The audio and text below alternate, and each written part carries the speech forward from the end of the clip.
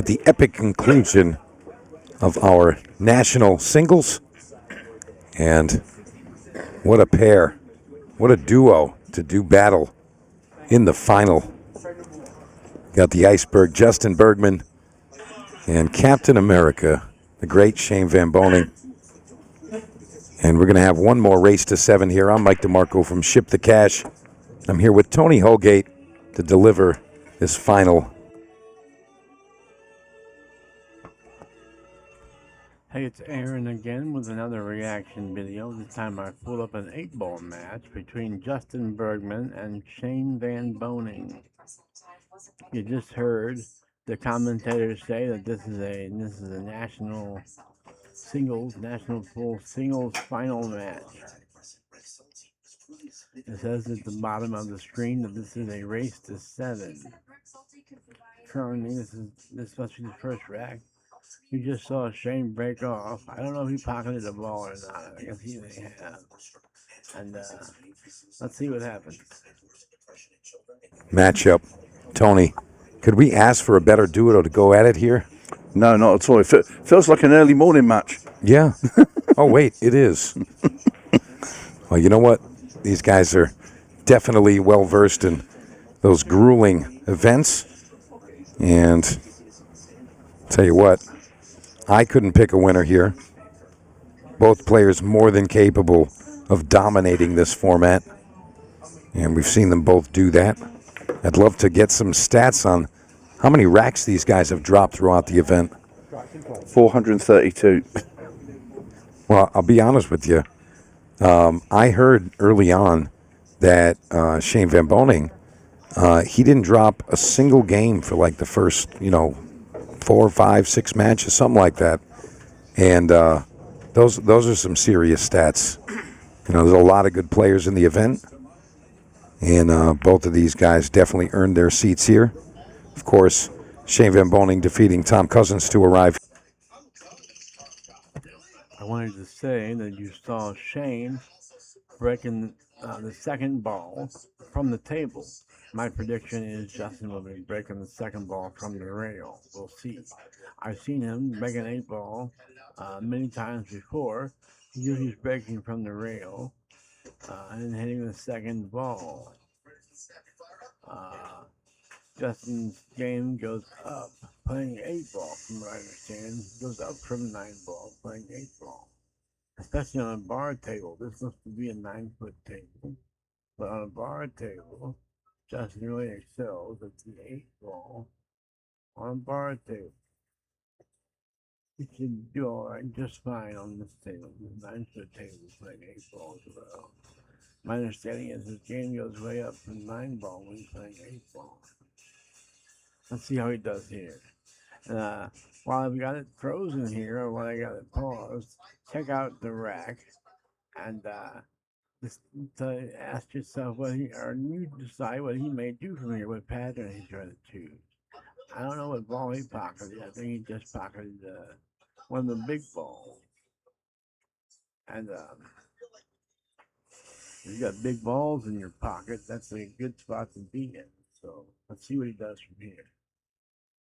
Here. And do we know who Bergman defeated there? We do. Mr. Shane Thompson? Correct. That's what I thought. Thought I saw him playing him on the side table there. There was a big crowd over there on the side table watching that match. And from what I understand, it was very, very close. I think it went hill-hill. It was very close. Bergman wasting no time here. How fast is he going around the table? Yeah, he says, can we just start with 15 seconds, please? And we're going to be done with rack 1 in less than 2 minutes. Yeah, Justin, of course, got his family with him as well. I actually had a chance to meet his aunt and his dad, Al. His dad, Al's great. Yeah, great guy. Love Al. Had some good fun with him. I'm going to do my best to stay awake during this reaction video. I'm also going to do my best to try not to make too many predictions. This is a reaction video, not a prediction video. I always embarrass myself when I make suggestions of what the players may or may not do on the next shot, and especially 8-ball. I'm trying to choose patterns. I'll really embarrass myself because 8 ball was not my worst game. One pocket was my worst game. I didn't never play it. The few times I did get up there and try one pocket, I got obliterated by whoever I was playing. Although I had one very strong one pocket player, a good friend of mine, who encouraged me to play one pocket and promised he would help me learn the nuances of the game. But I never took him up on it. But now that I've had my stroke at 08 and can't play pool anymore, I've been watching more of One Pocket on YouTube, on television, and I wish I would have picked it up back then. It's a beautiful game. It's a great game. So One Pocket's probably my worst game, but my 8 ball game is not as good as my 9 ball game. It's not as good as my 9 ball game was. So I'm not going to try to select patterns here. I'm just going to react to what I see. I might make a couple of predictions here and there. It's more fun to do it that way for me. Although it embarrasses me most of the time. Let's see. And I really like the family aspect of it, to the fans and the general public. It's a famous pool player, top quality player, and to them that's their boy or their nephew, and that's their little boy. So really nice to see the family traveling and supporting Justin. I don't know much of Justin's family. I do know Justin. I met him when he was 12 and already being full-grown pool players who have been playing their whole lives. Very good, very strong adults. He was beating them at 12. I was 25 when I met him, and I did meet his father, Al. Al Bergman's a really neat guy. I enjoyed talking to Al. I was an adult, and of course, Al was an adult when he started bringing Justin up there. So we had pretty good conversations. I didn't know as much about pool as he did, so we didn't really talk pool. We just talked. And we talked about Justin a lot, and but I do like Al Bergman a lot. I hope he's still alive. I really don't know. It's been so long since it's been close to 30 years since I first met Al and Justin. Let's see, it's been 39 minus 12 is 27. It's been 27 years. So yes, it has been almost 30 years since I first met them. I sure hope Mr. Bergman is still alive. Let's see what the announcers say about that situation. Let's see if they even bring up. They're talking about his family. Let's see if they even bring up Al Bergman, his father. He's been playing great all week. I mean, he was obviously involved in that match with Rodney Morris when they ran 10 straight breaking runs, only to get to the last rack and Rodney Morris dry breaking, and then Bergman running them out. Yeah, he continued. Next match in the final, he broke and ran his first 2 also. He did. Craig Waddingham was doing it to him, though, and then he had those 2 dry breaks, which eventually cost him the shootout. But he's here in another final.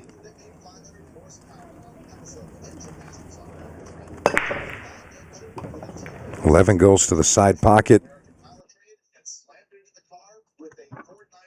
As I predicted, just before saying I'm not going to make too many predictions, I did predict that Justin would be breaking from the rail and hitting the second ball. That's exactly what he did there.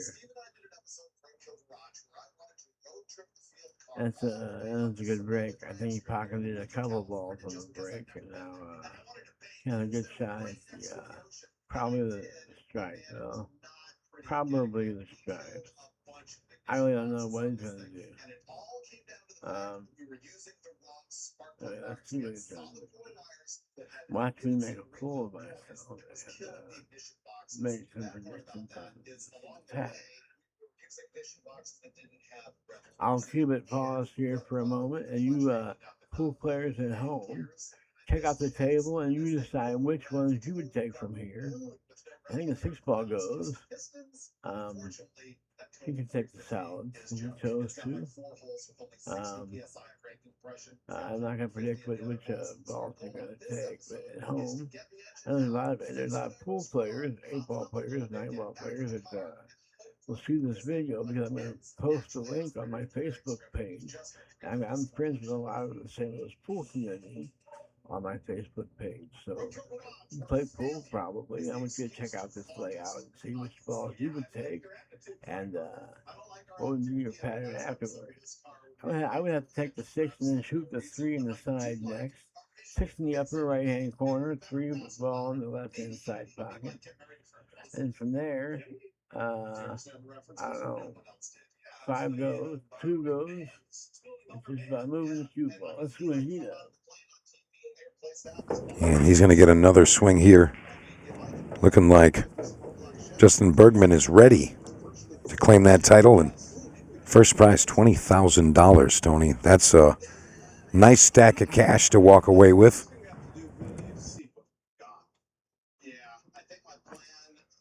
I didn't see the balls weren't done moving yet. So now it would make sense to take the 6 ball.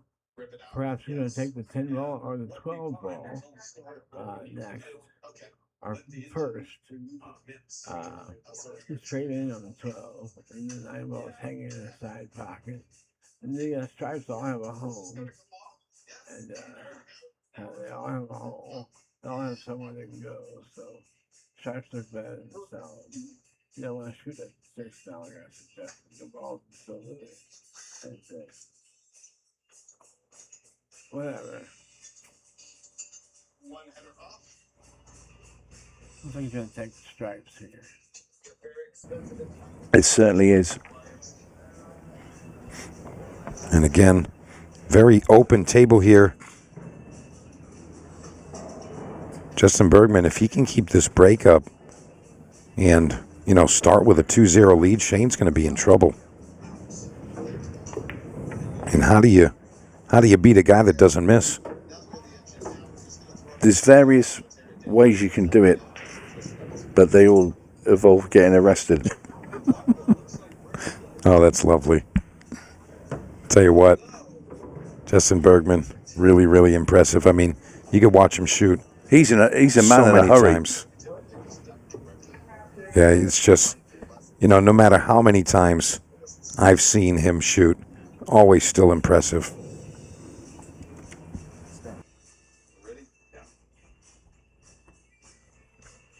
My prediction here, and I shouldn't predict, is that he's going to pop the 9 ball in the side pocket and then pop through the 1 and 3 ball and go right between the 1 and the 3 ball to shoot maybe the 14 ball next or the 15 ball, or even, obviously you're shooting one of the 2 balls up top of the table after pocketing the 9 ball on the side and going between the 1 and the 3. And then he could shoot the 14 or the 15 next. I'd probably shoot. I don't know, but man, I would shoot the 14 because it's an easier shot. I'm trying to get in and trying to get on the 5 ball. Let's see what he does. I'll shut up and let's see what he does. Extension call.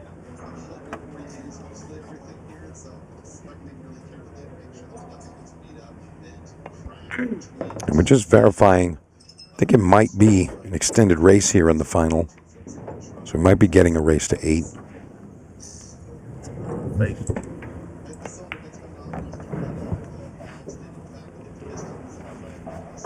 And Justin.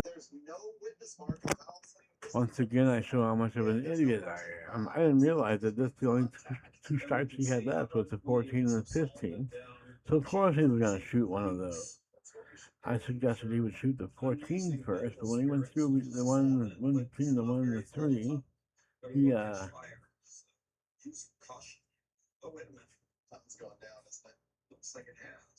did he shoot the 14? I guess he already shot the 14.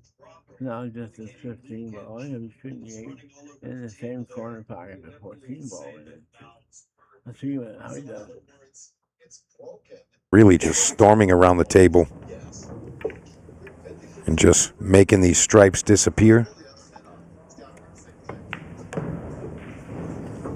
Great shot there. Simple 8 ball. And the Iceberg going to go up 2-0 here. There it is. Well, Tony, Shane Vanboening has to get his breakdown. He has to get a break together. Knowing Shane, or I don't know Shane, but knowing Shane as a player through these YouTube videos and whenever I watch them, knowing him, he will get his breakdown. He's an excellent breaker, especially playing 9-ball. I haven't seen Shane I haven't watched Shane play a lot of 8-ball. I'm sure he'll get down his break. We saw in the first break he broke from the table and hit the second ball, whereas Justin's breaking from the rail and hitting the second ball. And we'll see what Shane does. If he changes his break up a little bit this time. And try to deliver that same level of performance. Yeah, Justin's break's been brilliant all week. It's like a little pop side break, but it makes balls in the side pockets every time. It seems to, apart from Greg Waddingham. Yeah, the 2 dry breaks there, but Justin's not going to let that happen again.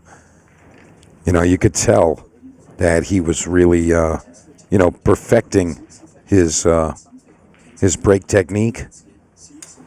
And he had the same approach the whole time, but definitely working on the technique and getting those particulars worked out, especially the speed that he's hitting it. And let's see what Shane can do here. Well, he's moved away from that head ball break he had. He started moving away in his quarterfinal when he switched over. And that was after he'd had 2 scratches where he's hitting the head ball and it's bouncing back up the table and it was getting knocked into the corner. So he'd had enough of that. Yeah, and even when he had success, his cue ball was way up table, either with a wall of balls blocking it or, he scratched a few times there, but...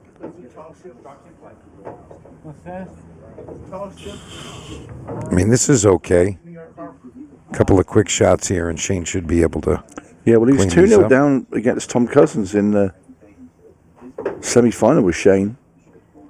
And what was the final score? That one. It looks to me like Shane's out to get on the board. He shouldn't have much trouble here. Every stripe has a hole. So I'm predicting, I shouldn't predict, but I am predicting that Shane's out from here. Was 7-5, wasn't it? 7-5. I think. My brain is a bit scrambled at the moment.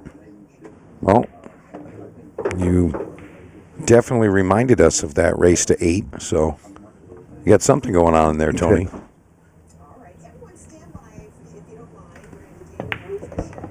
All right, 1 rail position there. This is really the only quote-unquote challenge, but it's just going to float down for the 10.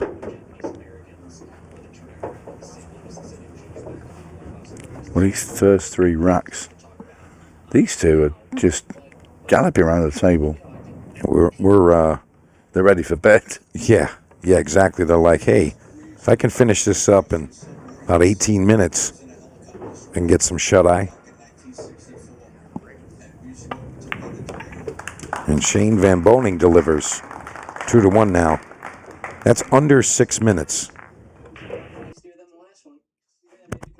One more prediction that I was right about. Maybe I should start predicting in this video next time. But I'm not going to predict about any patterns again because I shit out before and suggesting he would be going between those 1 and 3 balls and shoot the 14 ball next. I shit out and got that right. And I was right about the fact that Justin would be breaking from the rail and hitting the second ball. He's been doing that. That's how I used to break. I'm not comparing myself to Justin, but that's what I used to do when I played 8-ball, which wasn't very often. I played 8-ball league, and we would sometimes play 8-ball when we practiced. We would mainly play 9-ball. I was mainly a 9-ball player, and I got decent at 9-ball. I've won tournaments going to 7 playing 9-ball, which isn't,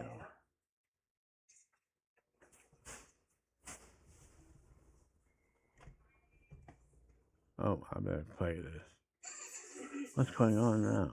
I guess he's about to rack the ball. So, in 5 minutes and 45 seconds, these guys have run out 3 games so far. Of course, That's why he comes from Rapid City, because he goes around the table that quick. Rapid City, Rapid Shooting, Iowa Shootout champion, 5-time U.S. Open champion, and well over 100 professional titles. I mean, it's the great Shane Vanboening. He is great. And he's really just here to do his job.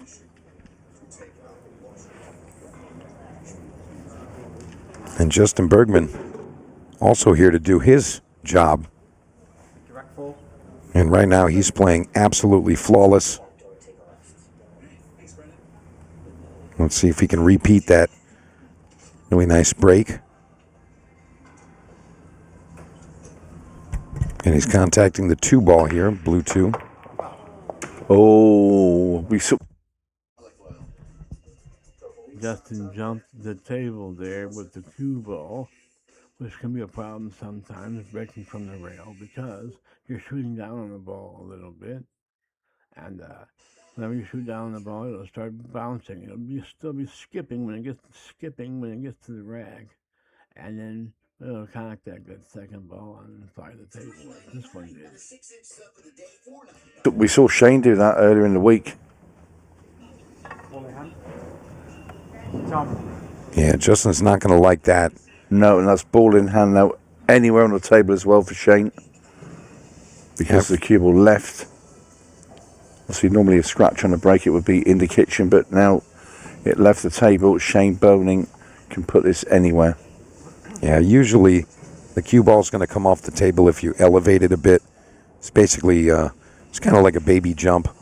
And the cue ball's actually off the table slightly when it hits that second ball, comes off the table.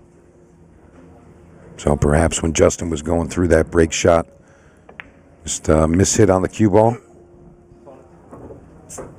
And Shane's not going to let him get away with it,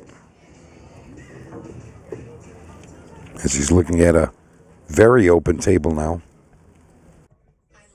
I'm going to try to stay awake during this video because I am very tired. And I'm going to have this on full screen, do I? I don't. I'm going to put this on full screen. I'm sorry.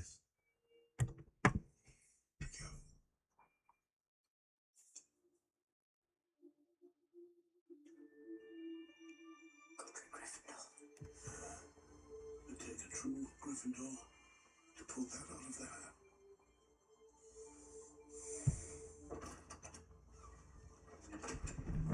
Here we are. I hope I didn't play the whole match, but no. I hope I hadn't been playing the whole time, but not on full screen. But we're on full screen now, so let's watchy do.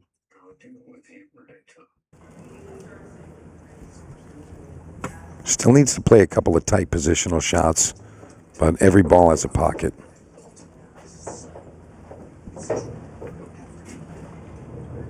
All right, 4 to the corner.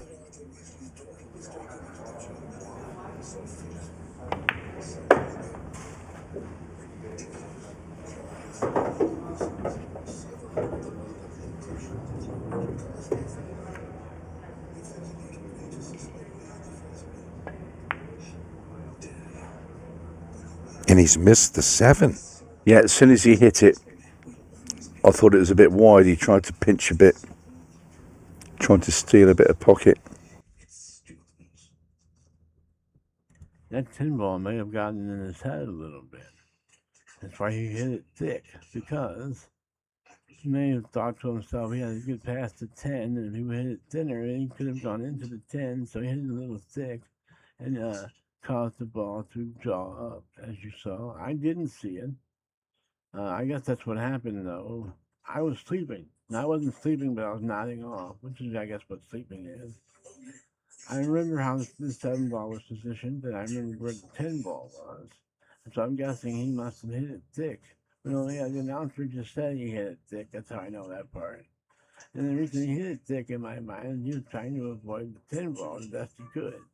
But he couldn't avoid it that much, and then he get the ball to go. there was um,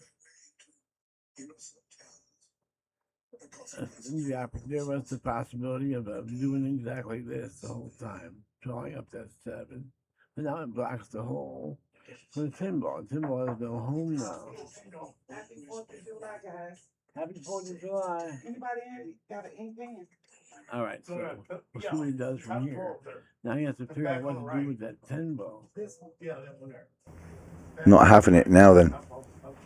I'll tell you what, I'm kind of curious how Justin's going to handle this table. Now that 7 blocking the 10. I mean, he can get down there, maybe bank the 10 ball. But it definitely changes the difficulty level here.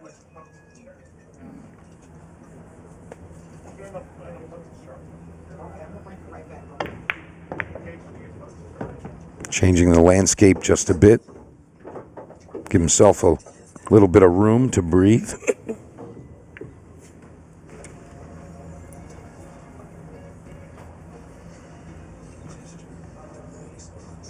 Now, call me crazy, but play the 11 through the 7? Yeah, or maybe even 11 into the rail, off the 10 and into the 7. It'll push it, it makes the top spin take more, but he's not doing either. He's trying to get on the backside of this 9 ball. Yeah, this is good. Right, so if he can put the 9 ball, draw the cue ball just into the cushion, just sort of level with the 10 and just flick the 7 in as well. And then the cue ball then come out behind the 10. He doesn't fancy the angle, so he's going to try and pot them both here. No, he's not. He's going back to the original. No, he's not. He's not trying to get the 7. Yeah, I think maybe if that wasn't such a reach, he would have gone with that. I don't think he liked it. He's still got the reach.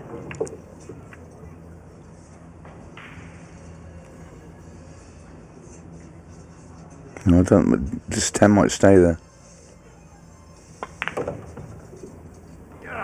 There you go.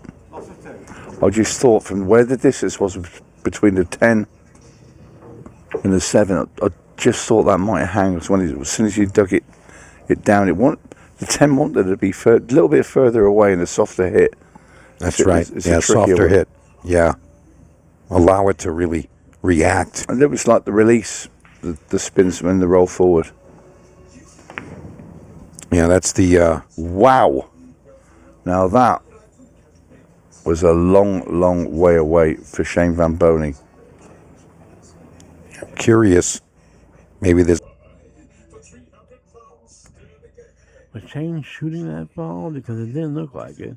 Maybe he didn't play safe with that 10 ball hanging. He wasn't trying to play safe. He would have left the cue ball up behind the 5 or the 8, and he was trying to play safe. He was shooting that ball, and he just missed it by a country mile. Man, he missed that ball pretty badly. Let's see what happens from here. Dustin now has the 14 on the side if he wants it.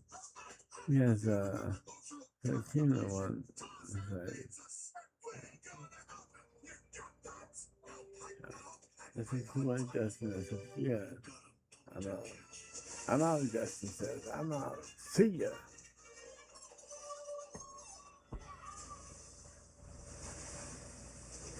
There's a bit of fatigue going on there. Yeah, quite possibly. I mean, that was nearly in Asheville. Gonna head there tomorrow? Yep. I'll be following that 3 ball down the road. I'll tell you what. Justin Bergman, if he goes up 3-1 here, it's a very big swing. Remember, we are racing to 8 in the final. Perfect angle there. Push it through on the 14. Up for the 11 in the same pocket. Might even go past a bit further and maybe shoot 11 down in the bottom right. He's certainly got a nice angle here. It looks like he might have overrun this, Tony. I'll tell you what, they're both at it. After 3 perfect racks. Oh, he's got plenty of room. Quarters out. It was a little deceiving. And he makes that. That's going to be 3-1, Mr. Bergman.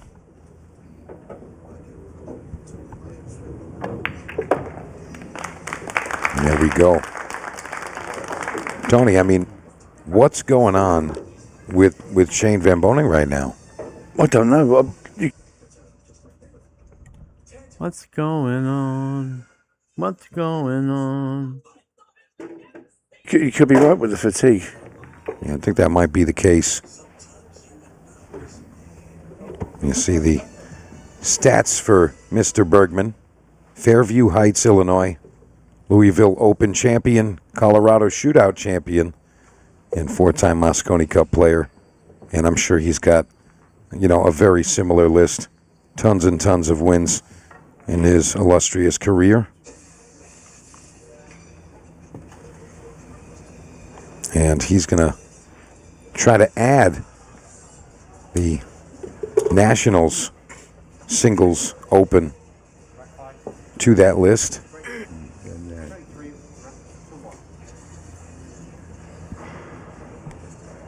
And Shane going at that side ball again. Finds success. A little cluster in the center there, but you can get through that. Sorry, What do you I like here, dozed off Tony? Again. Solids. I keep dozing off. I'm very tired. I'm sorry. I'm doing this on the 4th of July in 2026, and I started it at just before 10 o'clock in the morning. I'm still tired from waking up at 5 o'clock this morning. So, let's see if Shane can get out here. He needs to. He needs to start shooting better than he has been. I guess he's moving widey all right. He just can't find the socket with the object ball. But then stripes, you can make a good case for them as well. I mean, it's a very open break. Yeah, I think the reason he's going with the stripes is really just about that 3 and the 6. A little tricky to get there. I think the stripes are just a hair more available. I think he's going to float this one to the left side, play the 15 to the side.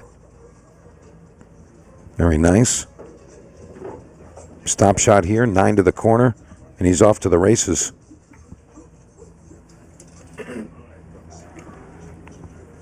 I didn't mind the 6 and the 3 in the middle. I didn't like the 10 and the 14 at the top. Yeah, they're not ideal. I mean, he should get out on either. But, yeah, that's just personal preference, I suppose. And perhaps 10 ball does go by. Looked like he played shape to get on the 10. Unless he's thinking of just playing the combination.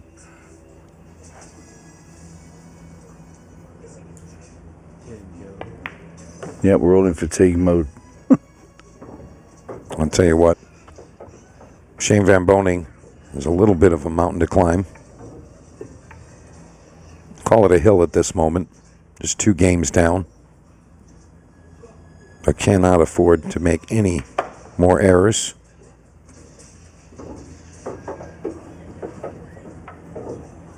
Shane looking like he's got a bit of a pep in his step right now. Maybe he kind of woke him up.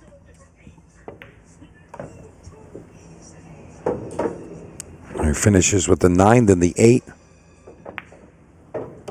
And Shane's going to close the gap a bit, 3-2. And there you have it.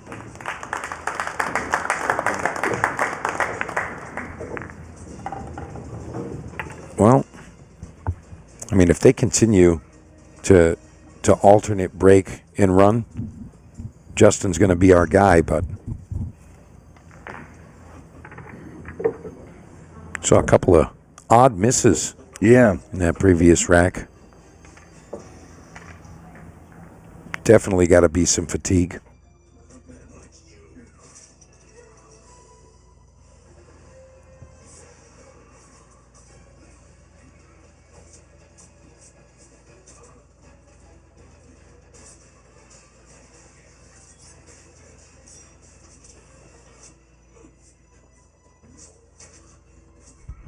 Sorry.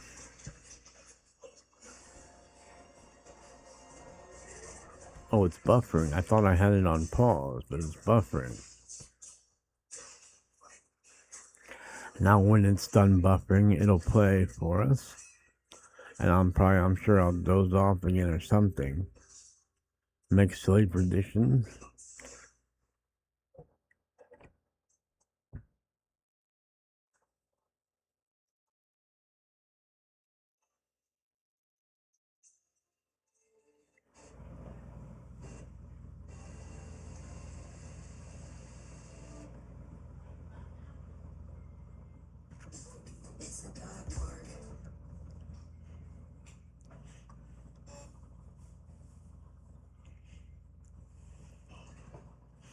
That line you said was alright. I ain't gonna be no hater. You so fat, you hang your clothes up in the refrigerator. Since we up here with R&B groups, in total, you hopping on one scale. You 702. But I mean, both of these guys, I'm sure, have been in situations where they've had to play for a very long time. Yep, indeed.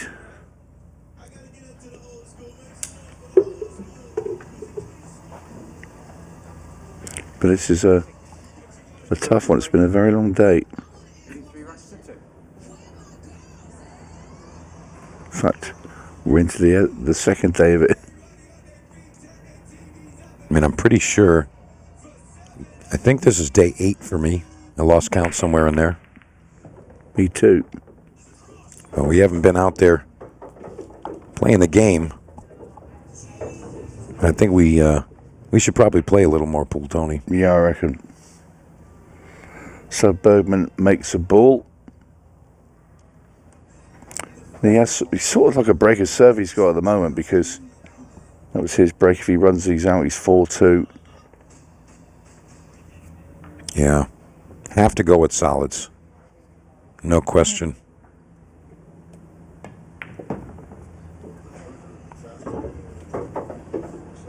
And I think he wanted a bit more distance there. Needs to figure out that 7. I think he might actually play 2 rails with the cue ball into the 7 here. It's a pretty standard line here. I think he's really just calculating which ball he wants to contact.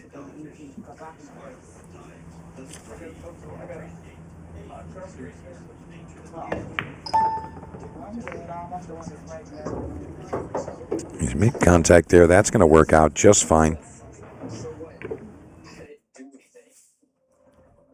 I guess he's got the combo now.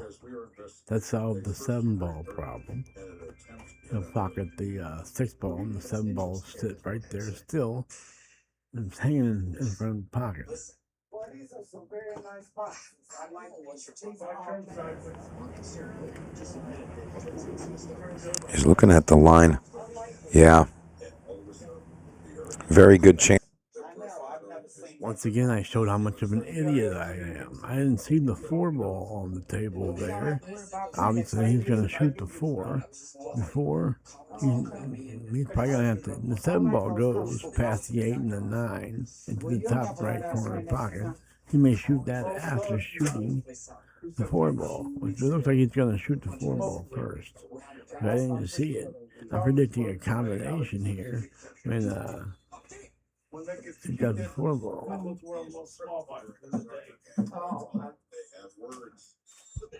like your boxes. And announced they're going to kick this kid's ass because of fruit.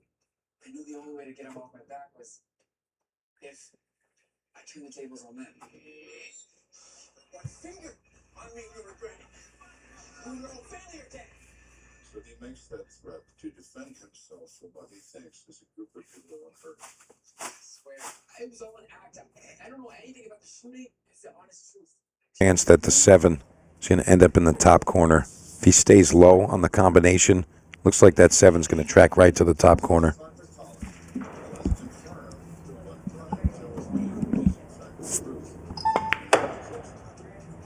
Cracks the back of the pocket. And he's just going to play the 7 outright. Doesn't need to play the combination. Yeah, but it's getting on the 6.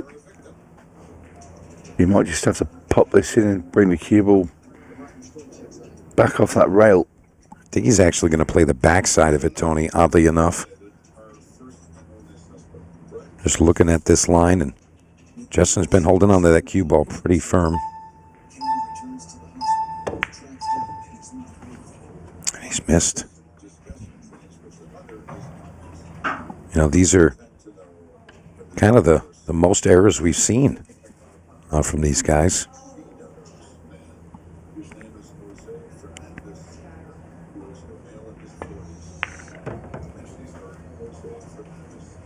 Really all about getting on that 9, and he's there now. Not the greatest of positions to shoot it, so he's going to clear up down table first.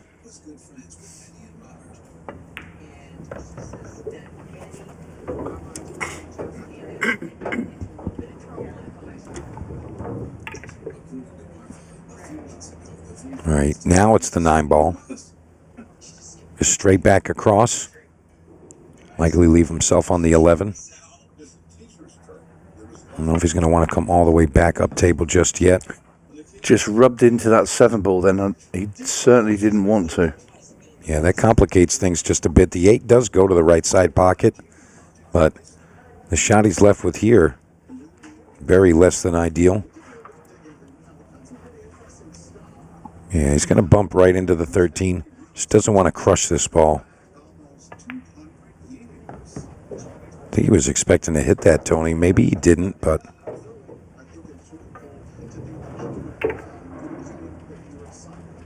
All right, just right between the 13 and the 8, straight back up the table.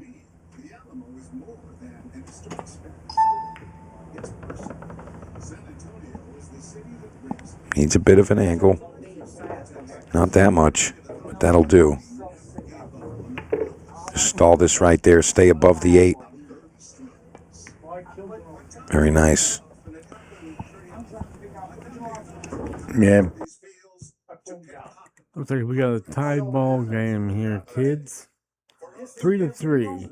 Once Shane pockets this 8 ball into the side pocket, which I guess he's favored to do, although he has missed a couple balls in this match, so I guess he's not guaranteed, but I'm betting he gets it. I would have to, if I'm a betting man, or not really, but if I were a betting man, I'd bet he pockets this 8 ball in the side pocket without a problem.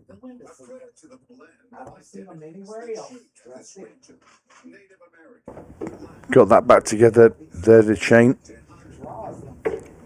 Nearly made real hard work of it, but in goes the 8. 3 all. I was about to say 4-2 then.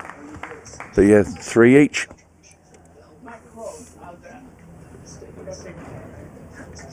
And remember, we started with Justin Bergman being up 2-0. Very similar to the Shane and Tom Cousins match. And that one ended, I think it was 7-5, you said? In favor of Shane, of course. I'll tell you, Justin's like so consistent. The way he acts, the way he plays, all of that.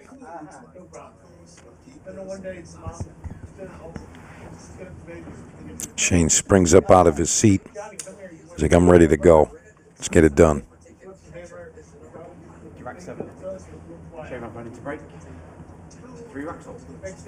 All right, let's see. Tied up at 3.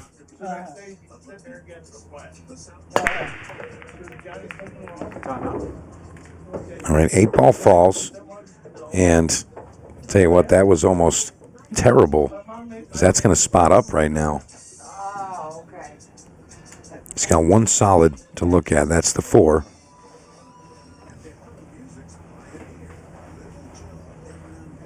And fortunately for him, that's the favored suit.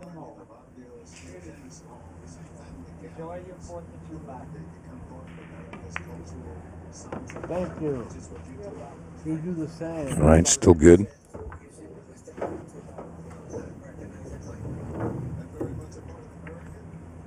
You know, a lot of the shots that these players are shooting, it's very deceiving because they make it look so easy.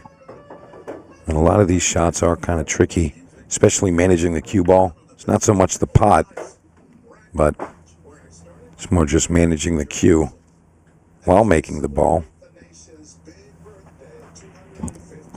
Yeah, Shane wants to shoot the 5, but Yeah, but he doesn't want to contact the 10 ball. He wants yeah, to sweep into the 2.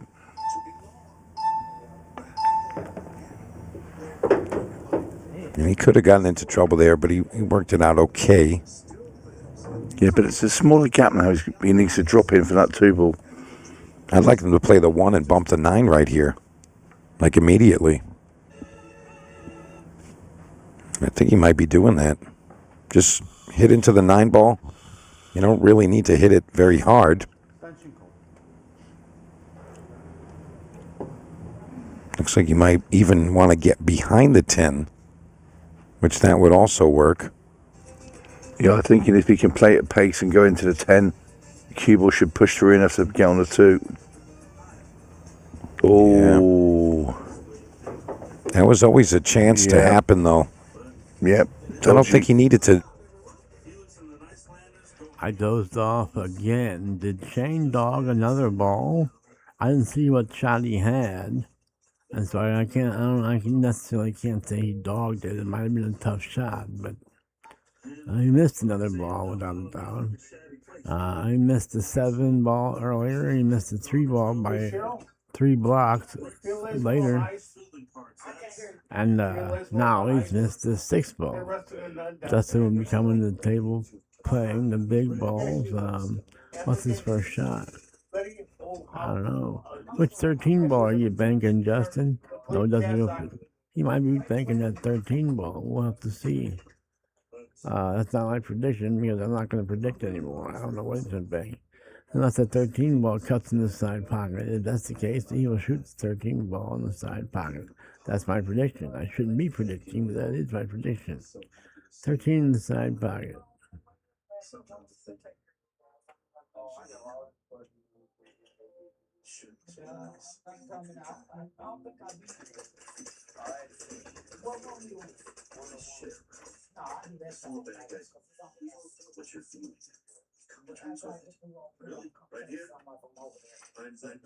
All right, I'll be there in a little while.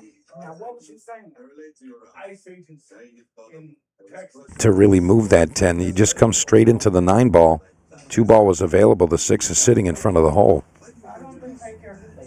All right, so let's see if Shane can dig himself out of this one. Quite literally.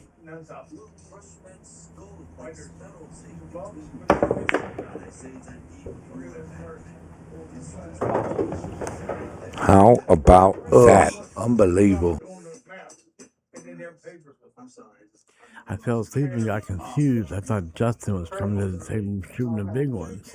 I guess Justin missed the 6 ball. I don't know what happened.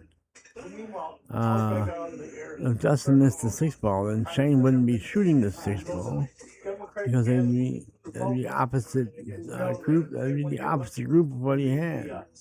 So I don't know what happened there. I'm confused as to what happened.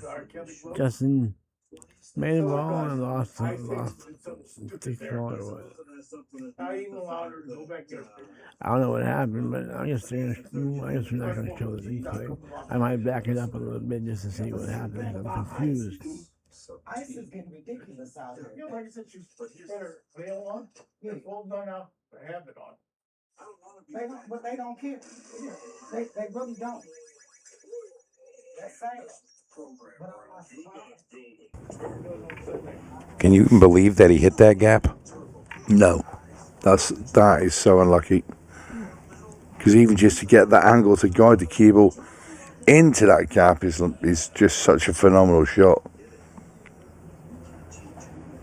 Unbelievable stuff. Yeah, Shane Vanboening's been on very unlucky there. So Justin Bergman now handed the table, taking on his combo down the rail first.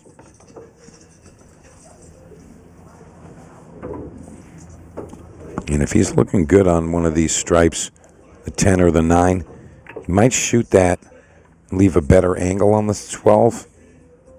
Maybe he's just going to stop and stay behind the 14. Just like that. Again, top players want to try to simplify the game. Don't really need to do things that are unnecessary. Basically just doing what's needed to get the job done, nothing more, nothing less.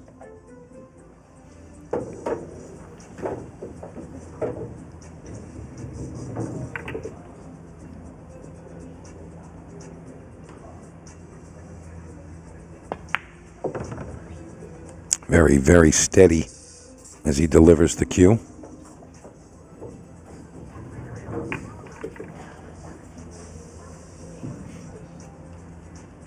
All right, 9-ball to the top left. Doesn't really need to hit this firm. Just slide it over.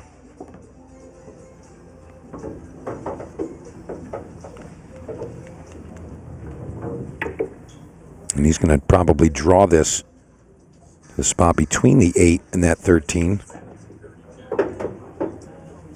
Float it right into the side pocket. One rail back out. Yeah, that's perfect. Drops this in dead weight. Bergman going to get back in front.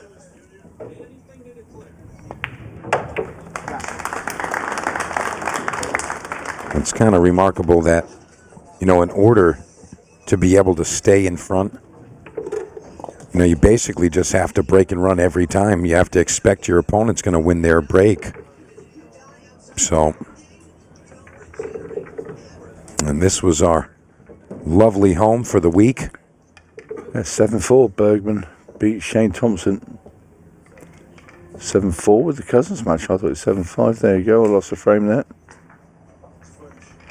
Oh, look at the road. All of these top quality players.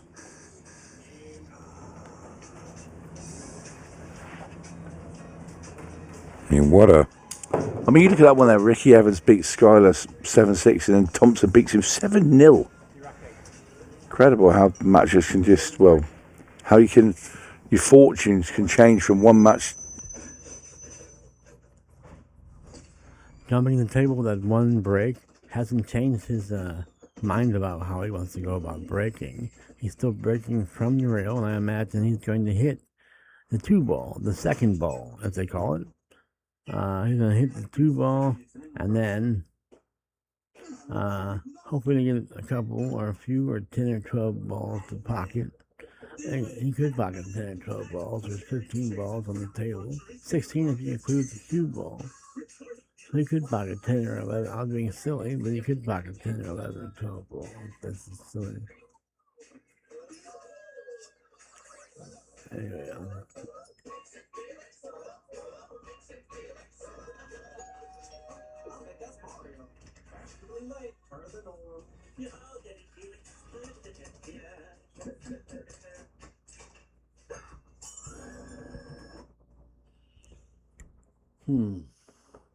I can't stay awake. Let's watch Justin break balls. I might hang it up soon. When the match will be over soon, it's a race to 8. I might try to stick it out. It showed about an hour. When I brought this match up, it said it was about an hour-long video. So we're approaching an hour. I'll try to play the full match. Well, I'm not playing, but I'll try to show the full match and react to the full match. Here we go.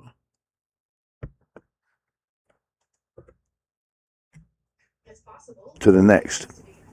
Yeah, I think the setting of the match also matters. If you have the entire arena crowd rooting you on, that might give you that extra boost of power there. And as we say that, Bergman scratches in the side pocket. So that can be the difference. Justin might not get back to the table until he's down 5-4.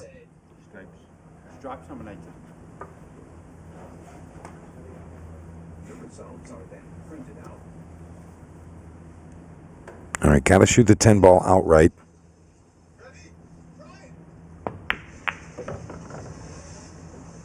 Straps in play. At the nursing home in which I live, there's a pool room. We have a pool table here, and there are a group of guys that play 8-ball frequently. And after watching a bunch of 3 speeds or 2 speeds playing 8-ball all day, every day, it's refreshing to watch 2 world beaters play the game. and see how differently it goes. They wouldn't know how to group a pattern together to save their lives. They wouldn't know how to move the cue ball to save their lives. But if they see paint, it's usually in the hole. Well, sometimes in the hole. You just try to pocket the ball, and that's it. I had an ex-girlfriend, Christina Medley. Many of you know her, who she took third place in the Midwest 9-ball tour in the women's side, the women's division, losing only to Julia Gabriel twice. If she saw paint, she could pocket the ball. She didn't move the ball at all. She just pocketed the ball, and then if she saw paint on the next ball, she'd see the hole. Didn't pay attention. And we made it to Formosa Drag Strip, home of the March meet since 1959. We got the 571 horsepower 406 in the thing now, and our hope is what? 10 seconds. 10 seconds time slip. Here's the question I think that's critical is I watched the rest of it. Watch the rest of this and keep falling asleep. I'm sorry. Everything looks pretty good here now, Tony. Wide open. Couple of sitting ducks. And that's just me and you. Who you calling a duck?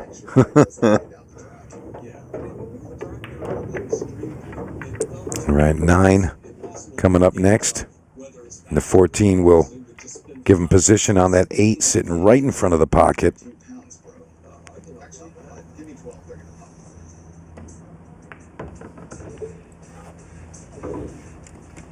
Nice angle, just runs this in, pushes the cue ball past the 5, beyond the 8 up at the top.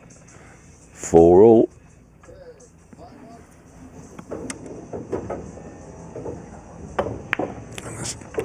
And Shane delivers after the break and scratch from Justin Bergman. Tied up at 4.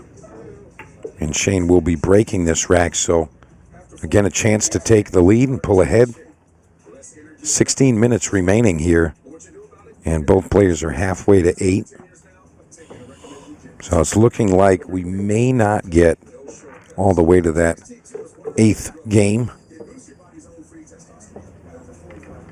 On either side, it's been pretty tight, neck and neck.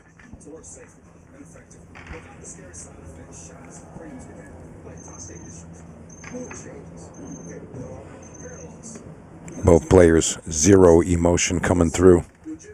Just kind of taking it in.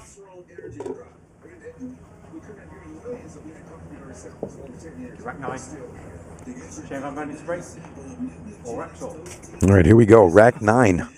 It's SVB to break.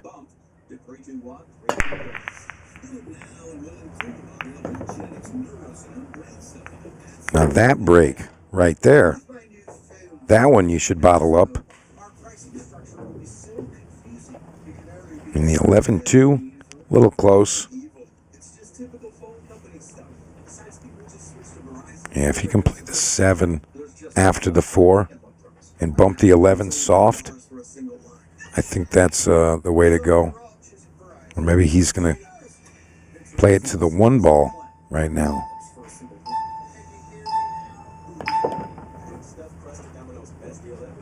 So it's in play. All right, nice angle.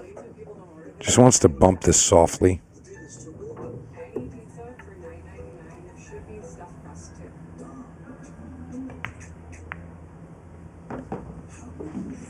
And that'll be okay. That's enough.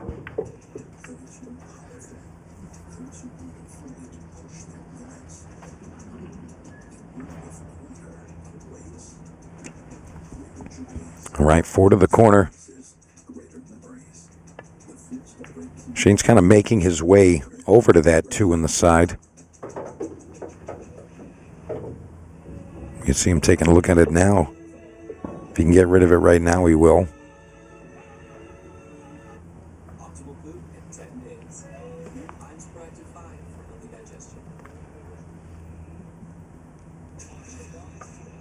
He doesn't like his cue ball off that shot, so he's going to do the 3 to the corner. Just kind of an odd pattern in my opinion. And Shane's got a plan. I want to see him get a hard launch. Now, if it doesn't launch good, I know what he's going to do. He's just going to back right out of it and start again. Or stage. All right, that was one of the tricky ones, but what angle does he have? Yeah, he's just going to roll forward here. Simple.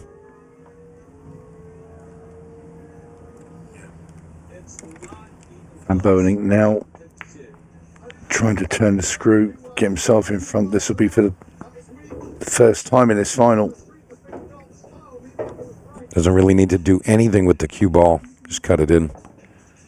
And that's going to be 5-4 to Shane. But remember, just only 13 minutes. 7,000 through the lights. Oh, really? Well, I know because it was slow. It ran me 5-4 bad guy. Right. What's the name of But apparently, this match is timed, and they don't have much time left. What do we do? Put 2 degrees of timing in it? That's all I got. Yeah, I know. That's it. Did you bring the timing light? Didn't I hand it to you yesterday? Nope. All right, what's happening here is that the car is slow. This is one of them timed matches. I've never seen one before. But I don't know. It doesn't show us how much time is left in the match, but I think they just said 13 minutes and something. They have to play Justin needs, what does he need? Justin needs 5 games. I think that we need more shock stiffness. I know these are single adjustable. I put like 4 clicks in them. All right, we'll do. Thanks. Okay, that's 4 clicks put into the shocks. That's going to make them a lot stiffer. Hopefully that's going to improve the launch.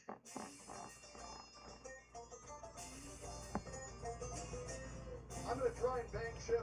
I'm just a little nervous about it because I'm going to miss those shifts. A little bit of change remaining.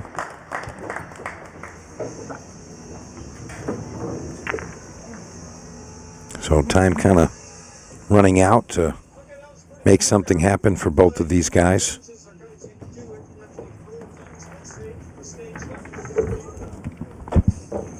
I mean, Tony, what do you think? I mean, are we going to get somebody to 8 games here? Or is it going to just be... It's a possibility because the way these two break, and they're very quick around the table as well, of course it's a possibility. I don't, however, think we're going to get to Hill and then a winning rack. I think somebody hits to 8, maybe Shane bursts for the line now, sort of 8-5, something like that, but I don't think it'll be an 8-7 though. Still breaking from the rail, and I'm sure still hitting the second ball. Remember, he jumped the table one time on the break, hitting like that. Most definitely not. I don't think we're going to see that many errors to allow that.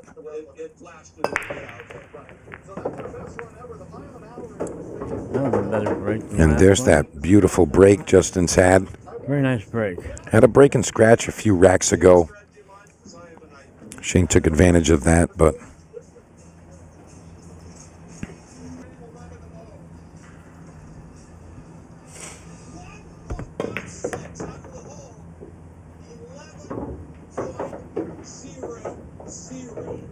Double checking his work.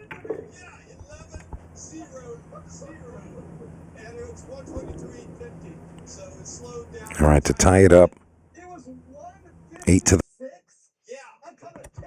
I had to pause the recording for a little bit, so hopefully it did pause. But while I paused it, the video kept playing. So now you've missed this whole rack just about. I don't know if football Justin's playing because the reason I paused the recording is because I had to use the urinal. And so I wasn't watching the video, I was using the urinal. So, we'll watch what happens in this rack anyway. I don't know the details of this rack. I do know that Shane needs 5-4, I believe. The side. And it's in.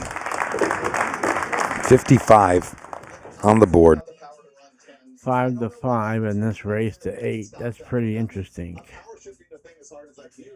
How interesting.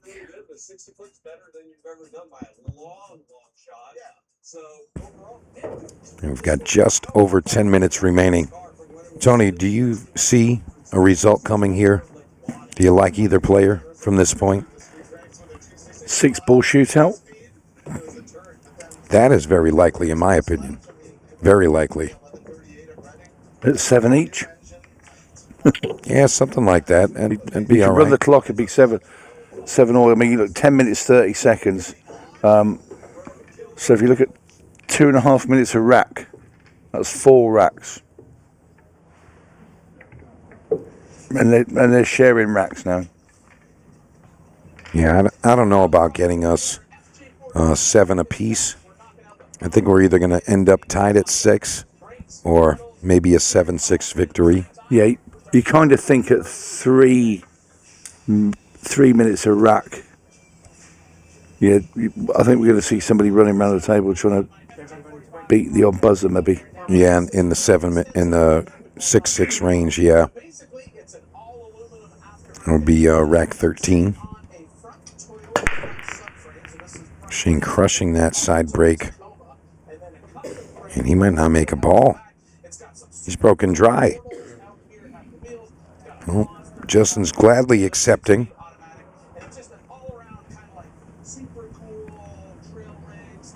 Now, what can he do? How about a dry break and not a great opening?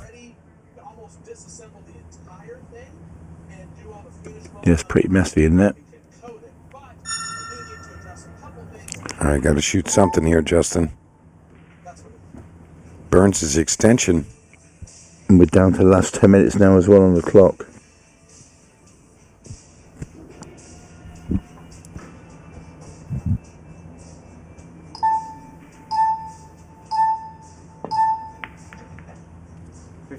Shot clock now in play. All right, 15 seconds. Now we're going to start moving. We are less than 10 minutes remaining. So 15-second shot clock is in effect. And this rack is definitely going to burn some time here, Tony. Looks like he's playing the combination. He kind of got some bad form. Now what? I'll be interested to see what happens here. I guess you can see the 1 ball. Oh, you can see the 7 ball too, perhaps. If you can see the 7 ball, that's going in next, I'm sure. But then what? Again, then what? Maybe the one, I don't know. You got the 5 ball, the orange ball down there, behind those group of stripes. The 8 ball. And the one that's sitting next to the blue stripe, 10 ball.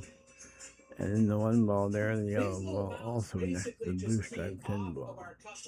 I don't know what he's going to do. I guess he can see the 7 ball. He'll shoot that. And then what?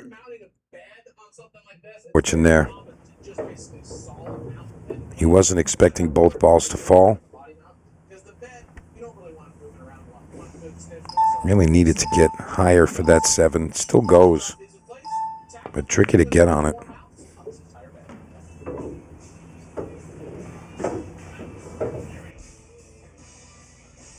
That's lost a turn, right? So with my new inner fender wells made and all the fab done for the pounds for the chassis, I'm going to go ahead and coat this bed. Now, I'm going to bed line both A little tricky. I see some fancy footwork here for sure. Seymour's new 2K protective coating. This is a hybrid polymer protective coating. And it looks like he got on the 7. Between a do-it-yourself bed liner and a professional. What did he shoot there? I missed the whole thing. What did he shoot there? Leave a comment in my comment section saying what he shot on that particular shot. Right down after the 6-2 combination, the 2-6 combination, let me know what he shot next, because I couldn't tell. He fired it in. Now he's going to run out probably, because I don't know what he shot. I thought maybe he shot a stripe. Just to lose it for a loss of turn and a little bit of safety play. That didn't happen. I don't know what he shot. Anyway, here we go.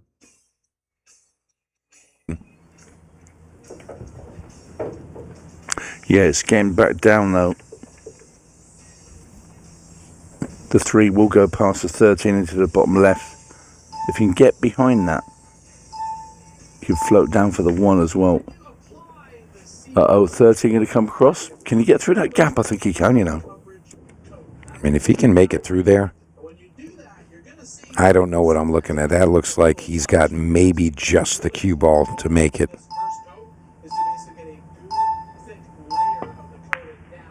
Wow.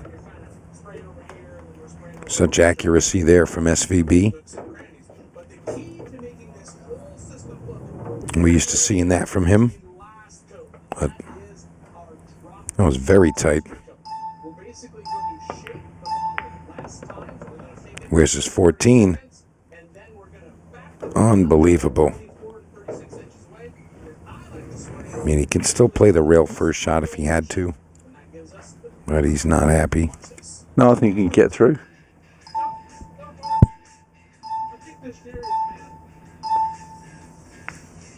No, he can't, but what a good shot. Yeah, it was a dangerous shot to play, though. Didn't want to have to do it. Now we see a smile. But that cue ball was tracking towards that corner pocket, so played at perfect speed. SVB up 6-5, 7 minutes left.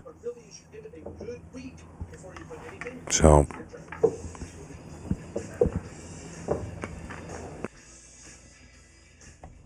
if Shane gets on the hill in this wreck, all he has to do is waste time or run the clock down, and Justin won't have time to. I can just kill time now, because I guess when the time runs out, whoever's in the lead wins the match. So he'll just waste time and win 6-5. That's all he has to do. He just has to kill 7 minutes. He can do that in this rack, and he'll just run the clock down until just run the clock out, and then he'll win 6-5. Let's see what Justin can do here. If he gets a shot, he has to run out quickly. Cancers including lymphoma and skin. Serious allergic reactions, GI tears, death, heart attack, and stroke occur. not really sure still. Can't really call it.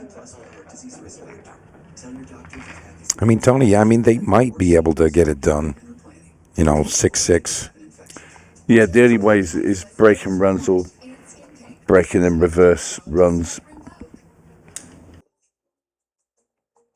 Oh, it's Justin's break. He just has to get out here very quickly, and I guess then it'll be a shootout or something. Whatever they said earlier, they said it would be a shootout, whatever that means.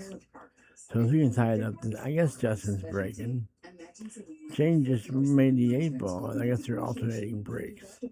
Justin's break, he has to run out in like 7 minutes or less to tie the score and go to a shootout.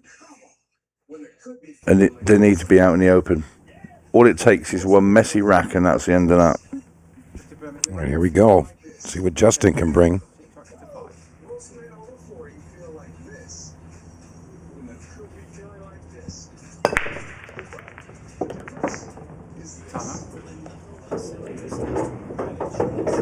All right, balls go down.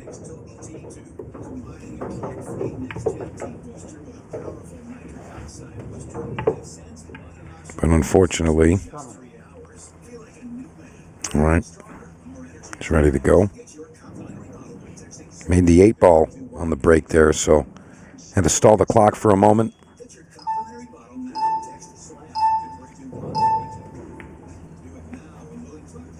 Solid in play.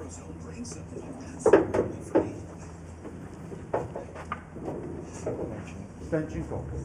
All right, calls for the extension.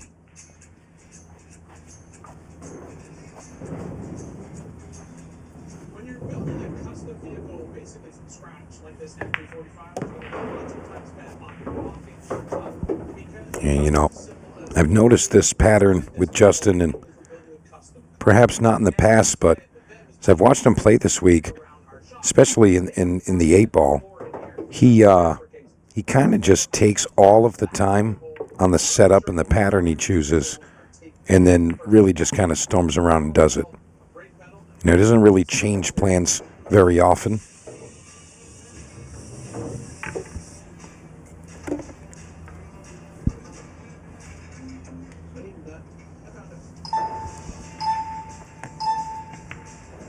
single stuff here. Slightly overrolled. But I think he's still got enough angle to get down below this 4.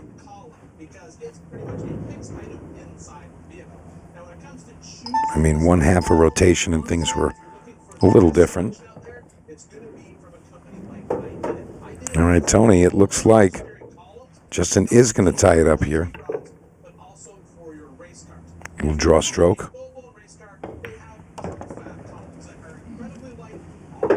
Yep, Justin Bergman now. This 8 ball to make it 6 each. Going to be just under 5 minutes left on the match clock.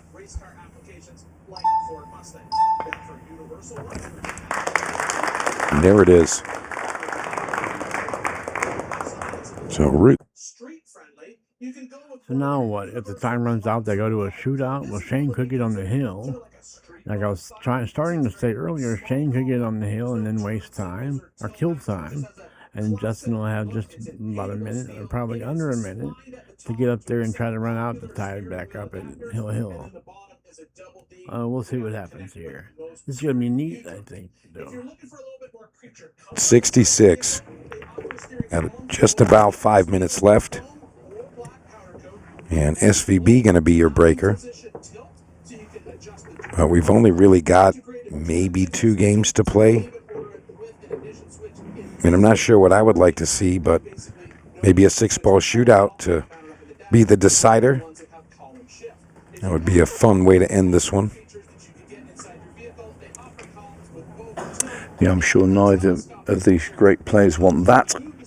They want to win it now. Although we love to take care of the players, Tony, I think the fans would really love that, so I think the fans might be rooting for that. They want to see another show.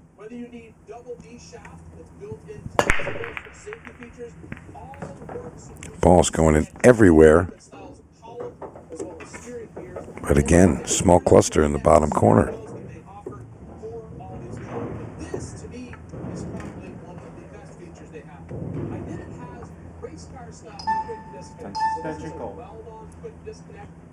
All right, Shane calls for the extension.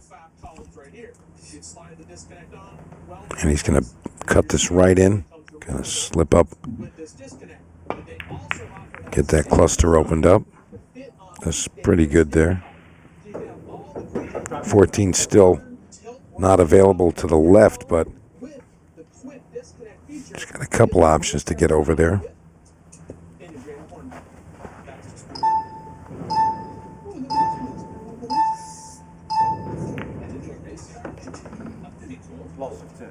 He's just going to play the loss of turn shot. And he kind of takes over that bottom corner. He's Justin in a tough spot.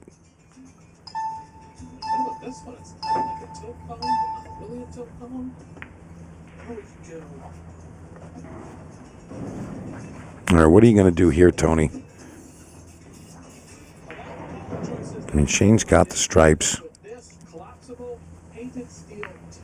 Well, it's containing now. Looking for that one opportunity. You see, both these players know that this actually now could even be the last rack. And as that clock ticks, the reality becomes real. And perhaps the cash, too. Remember, the winner getting $20,000. Not terrible. All right, 6 to the side. He's going to peel off that blue 2. Big shot. And he also has to get away up to that 3 at some point. Yeah, tough shot that was for Justin. Yeah, that was a tough one. So, wasn't expecting him to miss it. Yeah, but big chance now for Shane.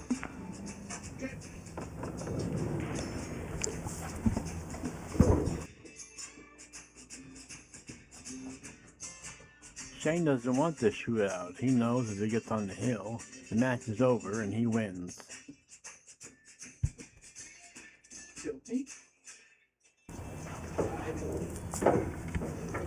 If he can run these down, if he's So he just had a little glance at the clock, thinking, hang on a minute, is it best to run these at max time allowance?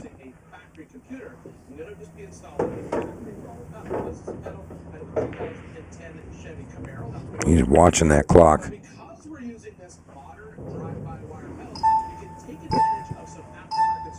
Now, what Shane's doing is he's burning the clock so that he can win his 7th game and not leave enough time on the clock for Justin to even really do anything. So that's the strategy. Again, Shane's not really thinking about the shot here. He's just waiting for that clock to tick down. He knows he's going to make the ball. He knows he's going to run this out and go 7-6 in front. All Justin can do is sit there and hope. Essentially, Tony. And coming up on that 1 minute mark.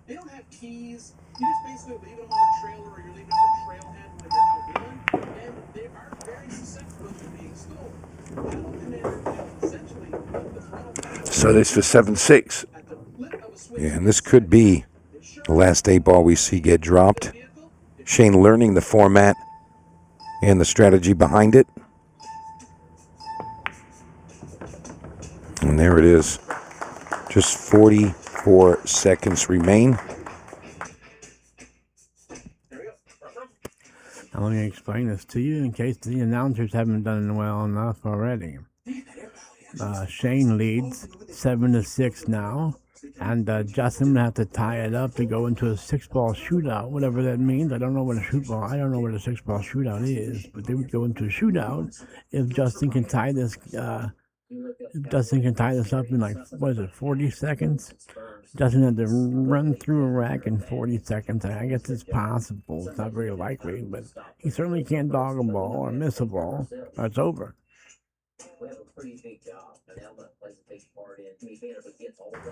And Justin's going to have to hope something miraculous happens here. Vanboening quietly confident. Bergman now needs to win this rack inside 44 seconds to force the shootout. Well, my question, Tony, is can it be done? Have we seen sub 40 seconds? So we're flipping a coin here. Yeah, he needs a break. He wants more than one ball to be made of it. All right, down to it.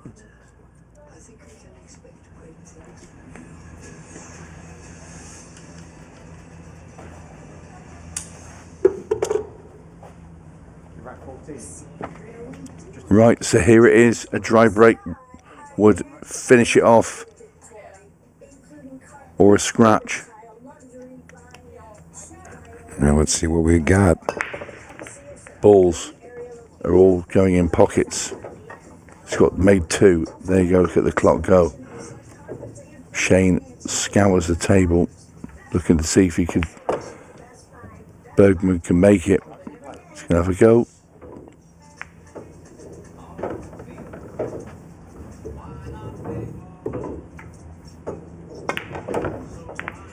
Oh, what a great shot. So, does it go far enough? I think it was quick enough. Shane cannot believe it. Can he do it? He can. 8 seconds. Oh, he's missed the 15. He's missed the 15. That will be it. But it was. Oh, boy. The chance was there, wasn't it? What a great match that was. Justin, I thought he was going to get it. Well done, Shane Vanboening. Yeah, SVB declared the champion.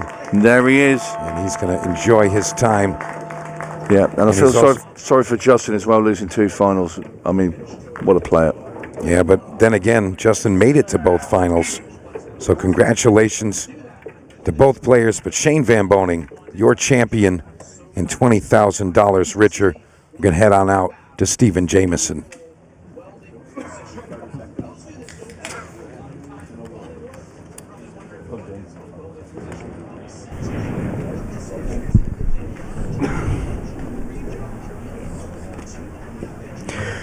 All right, folks, what a match that was. Unbelievable performance from the pair of them. I guess we'll watch the interviews and then I'm going to shut her off and post it to YouTube and to Facebook. To turn it, or you can just set it to a set speed and it will. This late in the night at the end of a very, very long week here at the Ultimate Pool League Grand Finals. Before we speak to both of them, let's put our hands together for both Justin Bergman and Shane Vanboening, who put on an absolute exhibition here in Cherokee, North Carolina. First, though, let's hear it from our runner-up. He is Justin Bergman, everybody. Oh man, I thought you were going to do something really silly at the end there. I didn't think I had a chance, and then I thought I had a chance, and yeah, I dogged it. I mean, what a week! It's been a hell of a long one. But the performance you've been able to put in, you must be so pleased with the form you've shown, and you know, reminding everybody if they ever needed that you're still world class at this game. Thanks. Yeah, I mean, you got to play better than that to beat that guy. So yeah. Just your final thoughts after your final match here. How much you enjoyed the week here at the Ultimate Pool Grand Finals? It was awesome, and I want to thank you guys and thank Brunswick for giving me this opportunity, and it means a lot. Well, it means a lot for us to have you here, Justin. Congratulations on a great week. He'll be back, we know that for sure. But let's get a word with our Ultimate Pool USA National Open champion. He is Shane Vanboening, everybody. Is that just because you get to go to bed now? That was an unreal match. Yeah, with a crazy swing at the end. So I thought he was going to tie it up, and man, it was a tough match. It was crazy. I mean, it just goes to show that after such a long week, so much has happened. It comes down to the final few seconds, and he's still sweating it. Yeah, it was a long week for sure. You know, so many matches, doubles matches, and singles matches for. Shane played it perfectly at the end.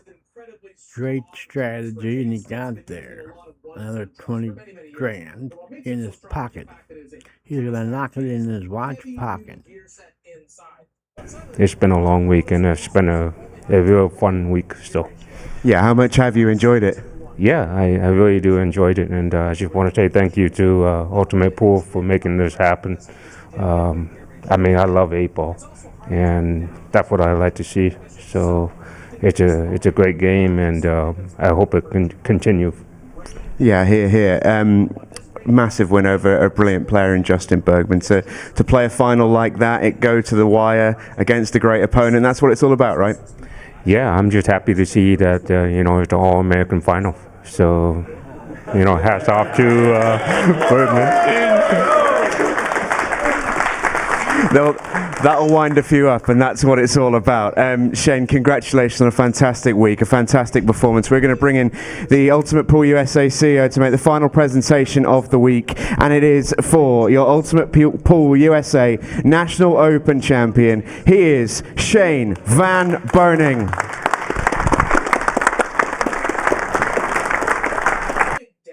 All right, that order doer. Thank you so much for watching, and if you're here from Facebook, thank you. Please comment, like, and subscribe. I'd love to hear what you guys think about what I do here with these reaction videos. I choose pool because I have a passion for pool, and because I know, well, except 8-ball, I know 9-ball very well. And I have a passion for playing 9-ball. I did before I suffered, in case you don't know, I suffered a massive stroke back in 2008 that's taken away my left side. And so I don't have a bridge hand anymore, so it's impossible for me to play pool anymore. But I still have a passion for it, and I enjoy doing these videos. Let me know if you enjoy watching them, and I'll make more. So thank you so much for watching. Please comment, like, and subscribe, and I'm up and out of here. Peace!